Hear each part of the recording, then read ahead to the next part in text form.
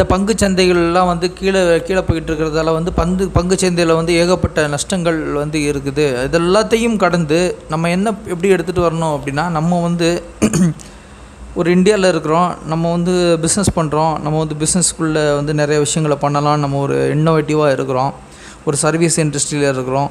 அப்போது நமக்கு வந்து பார்த்திங்க அப்படின்னா எந்த விஷயமே வந்து பார்த்திங்கன்னா ஒரு வாழ்க்கையை நடத்துகிறதுக்கும் சரி, ஒரு பிஸ்னஸை நடத்துகிறதுக்கும் சரி, அது வந்து வாழ்க்கை வந்து எப்படி நமக்கு ப்ளஸ்ஸு கொடுக்குதோ அதே மாதிரி மைனஸ்களையும் கொடுக்கும். அந்த மாதிரி சிலருக்கு மைனஸாக அமைகிற விஷயம் நமக்கு ப்ளஸ்ஸாக அமையும். இதுதான் வந்து வாழ்க்கையோட ஏற்ற இறக்கங்கள். வந்து இதில் யார் ப்ளஸ் ஆக போகிறாங்க, யார் மைனஸ் ஆக போகிறாங்கன்றது தான் இந்த ட்ரம்ப் ஸ்டைலோட கான்செப்ட்.